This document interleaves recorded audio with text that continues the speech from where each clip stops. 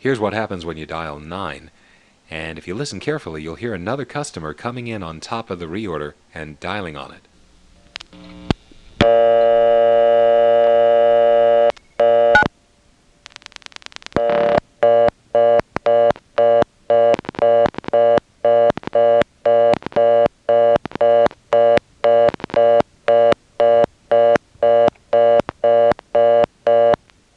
The reorder on 9 may indicate that the first selector, being a digit-absorbing selector, is preventing us from cutting in on that level, and that you have to dial a 3 first. So let me dial 3 and then 9. If we still get a reorder, it suggests that it's simply a vacant level.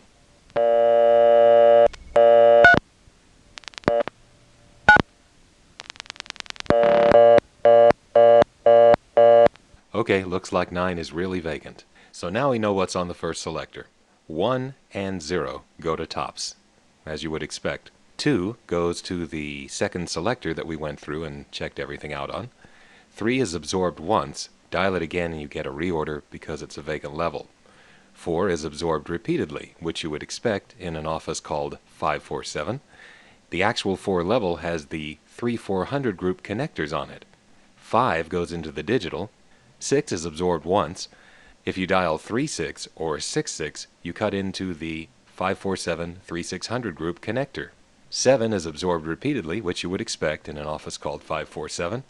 On the actual 7 level, we have the 547-3700 group, which you can get into by dialing 37 or 67. 8 goes to the digital. Just like 5, it appears that the 5 and 8 trunks are exactly the same. I know this because of other calls not included in this tape. And this suggests that there are several codes that digital handles that have a 5 or an 8 in them. 9 is vacant, as you just heard, and that is surprising because they could have made it absorb once, enabling them to put any coin phones in the 9000 group without having to duplicate any incoming equipment. 3411 was busy. Let me dial 3611 to deliberately get Intercept and then give the operator 3411. If it's a working number, the recording should come back and tell me that.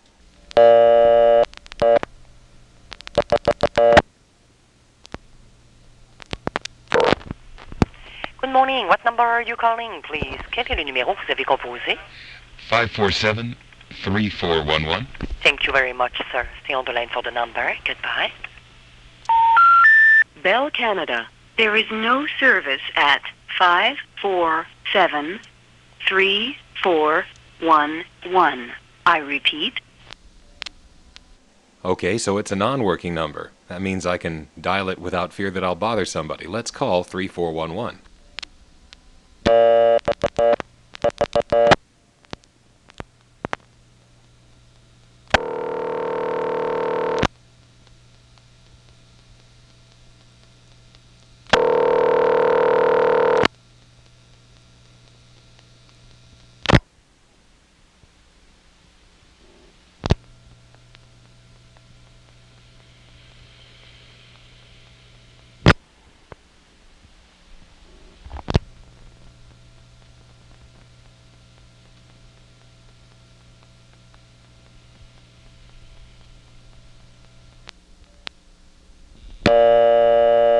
In spite of the fact that Intercept says that isn't working, it did ring and answer.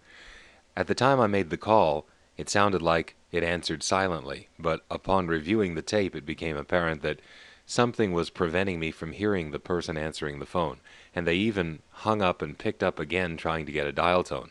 So let's give Intercept a different number, one that is both published and working. I'm not actually dialing the number I'm saying now. I'm trying to get the recording that they give you if you tell the operator a working number.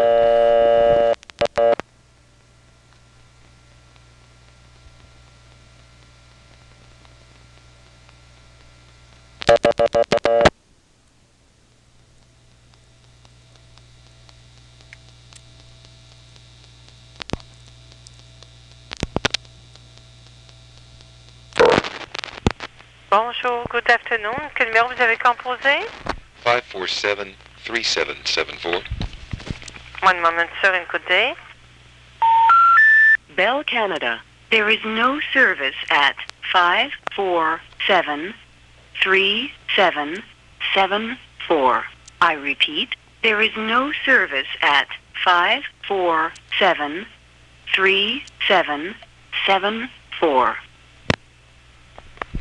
Now that is not true, but apparently they've arranged their database so that all the numbers default to a vacant report. This is unfortunate, by the way, because a customer could easily come into Intercept having misdialed, tell the operator the number he really intends, and be erroneously told that the number is vacant, as you just heard.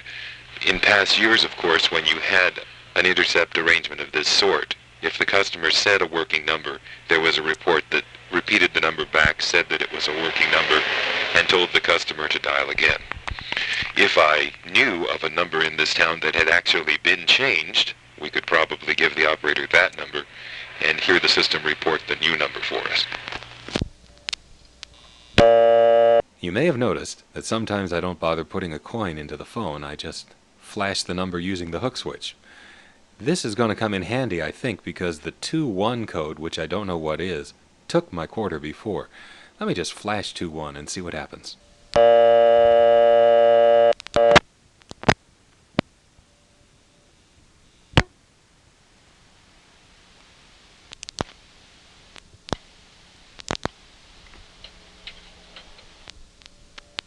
I tried it again, and this time it sounded like there was a voice in the background. Listen carefully.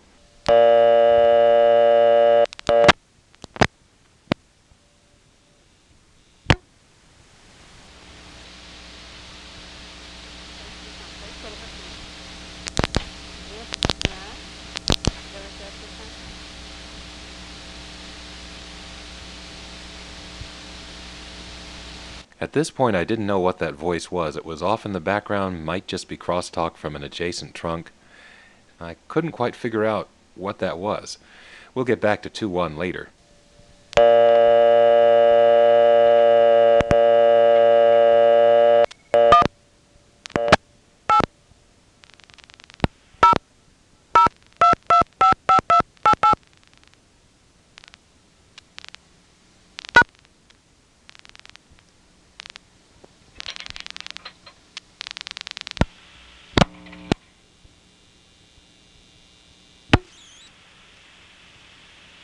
AT&T. Please dial the number you are calling.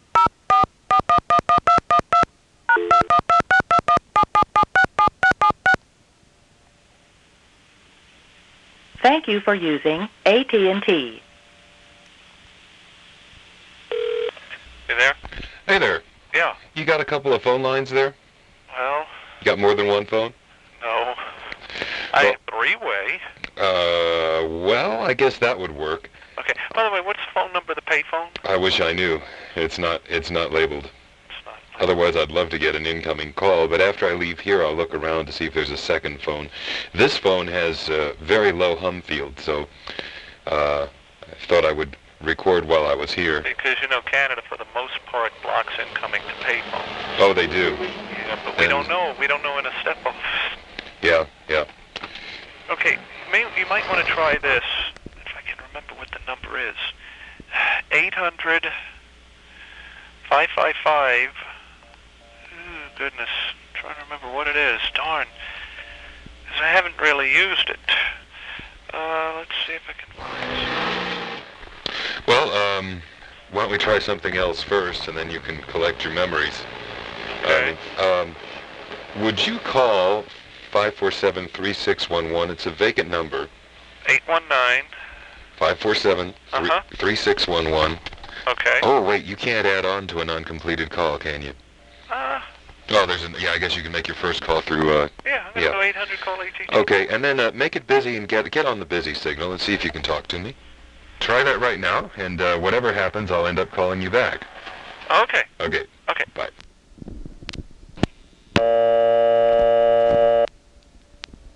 It was impossible for Mark to talk to me through the busy signal because he was stuck using AT&T. Did you get a busy? Well, okay. You may not have been able to talk through the carrier you were using. That's right, AT&T.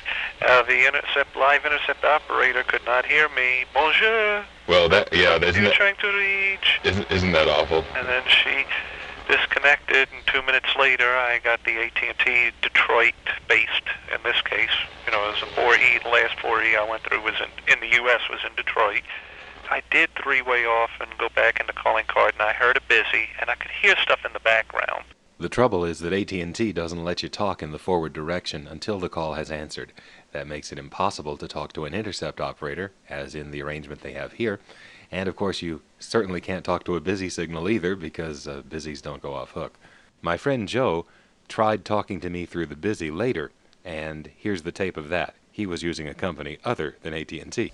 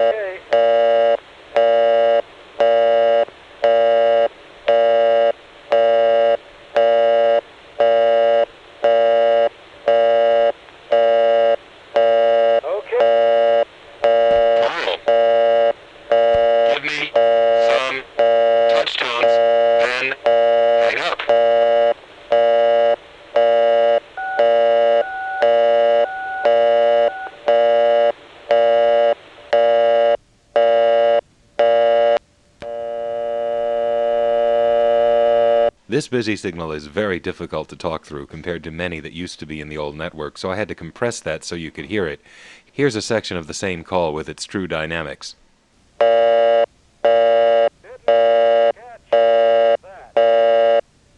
During my conversation with Mark, there was a reminder that I'm actually calling from a live working step office. Listen carefully to the crosstalk in the background here. 555. Oh, goodness. I'm trying to remember what it is. Darn. Because I haven't really used it. 555. Oh, goodness. I'm trying to remember what it is. Darn. Because I haven't really used it. I used some audio enhancements to make that more audible. And speaking of crosstalk, here's something I heard that answered a question that I had. I'm going to dial a 3, which is absorbed, so we sit there on the first selector with no dial tone.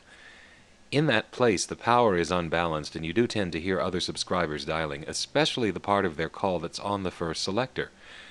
Listen to what I heard, and it isn't much, but it answers a question.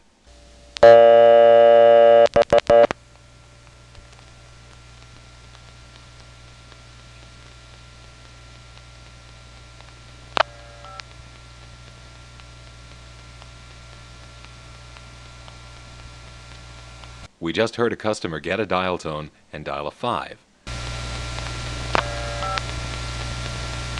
What's noteworthy here is that we didn't hear him dialing any other digits, just a 5. And the reason is that the 5, from his phone, just like mine, goes over to that digital. See, if it were absorbed, as it would have to be, to make 7-digit intra-office dialing possible, we would have heard at least one more digit of the phone number. I mean, either that or he just dropped dead after dialing the first digit, which is unlikely. In any case, there goes my theory that maybe home phones are different, because I know he's calling from a home phone, because if he's at a coin phone, where's the sound of the quarter going in? Now let's just make sure that when we dial a 547 working published number as 7 digits, it doesn't go through the digital and come back. They could kludge the digital to do that.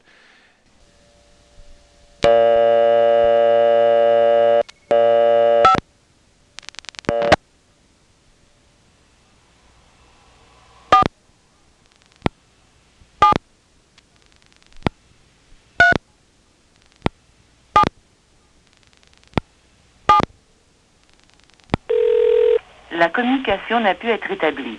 Veuillez vérifier le numéro et composer de nouveau. Si votre appel est urgent, faites le 0 pour obtenir l'aide du téléphoniste. C'était un message enregistré. We're sorry your call cannot be completed as dialed. Please check the number and dial again. If your call is urgent, dial 0 for operator assistance. This is a recording. La communication n'a pu être établie. Veuillez vérifier le numéro et composer de nouveau. Si votre appel est urgent, faites le 0 pour obtenir l'aide du téléphoniste. C'était un message enregistré. We're sorry your call cannot be completed as dialed. Please check the number and dial again. If your call is urgent, dial 0 for operator assistance. This is a recording.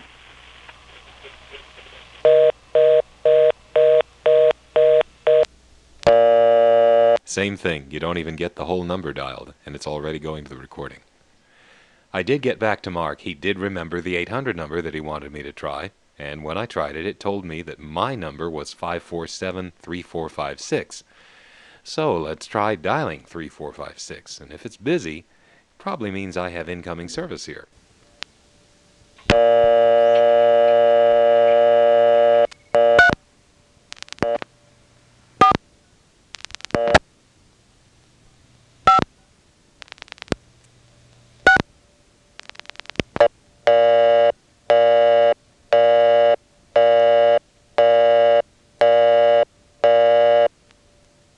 Getting a busy signal dialing the number was a very encouraging sign.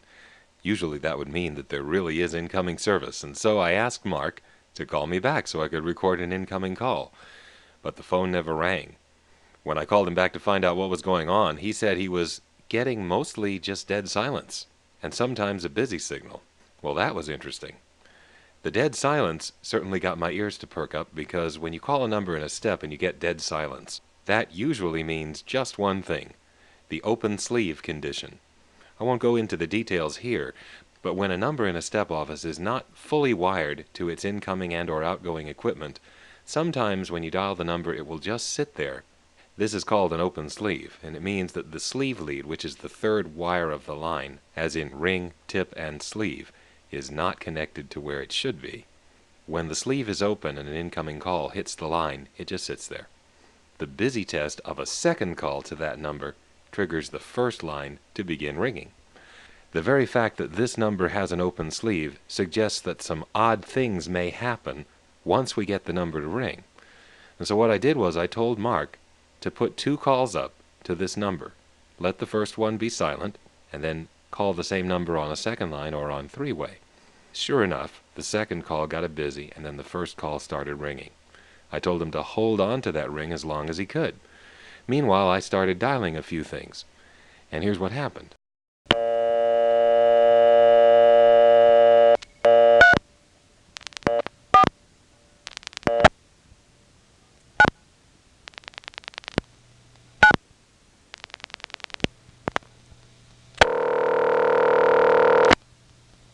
I've just been able to make this call even though Mark is currently ringing on what is supposedly my number. Everything appears normal until I try to hang up.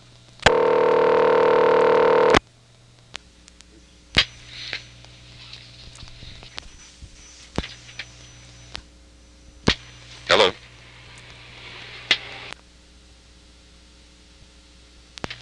Seems like I can't get a new dial tone. This time I'm hanging up for a really long time.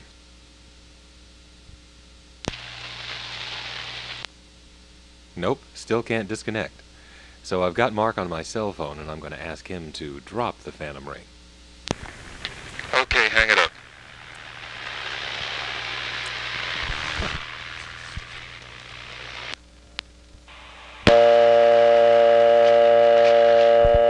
I couldn't get a new dial tone until he dropped that ring, which originally looked like it wasn't even affecting my line. Let's try it again!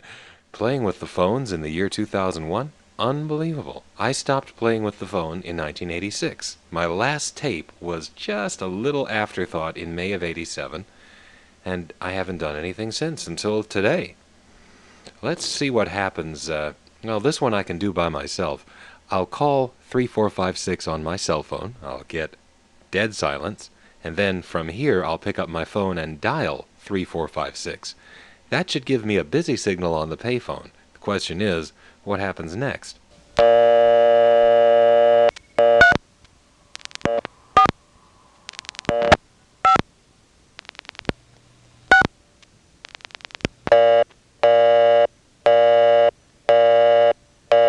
Now I'm hearing a ring on my cell phone. Meanwhile, this payphone...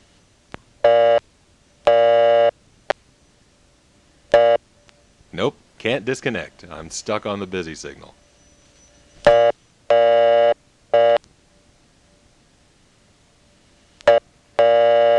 Now drop the call on the cell phone and...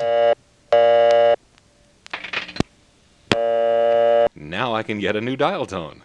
Now when I tried this with the code 21, where Mark was on one of those phantom rings and I dialed 21, here's what happened.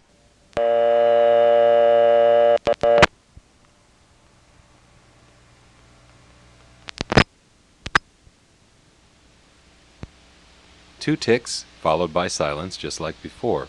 But now when I try to hang up,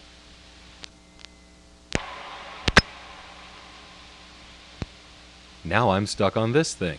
And for whatever it's worth, those two ticks that we heard when we first came in have just been repeated.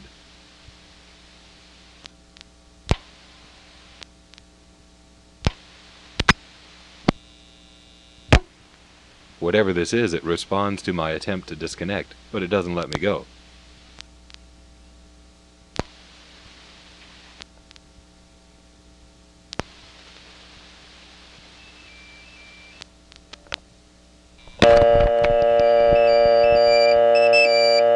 And that, of course, was Mark calling me back on my cell phone, having dropped the phantom ring, and suddenly I could get a dial tone again. Now, would you believe that this seemingly nondescript set of clicks actually has an explanation behind it? In the old days, I really used to hate a mystery, and when something behaved like this, that it was sort of nondescript and even hard to remember what it was doing, it was good to find out what was really going on there, and the explanation is actually very simple. But I'll get to that in part 3, which begins with a conversation with Bill, in which we discuss the various questions I have, and then I go to the payphone and proceed to get them answered. I've already spent an inordinate amount of time on this office. That's because this is the last step I'm ever going to use that's not in a museum.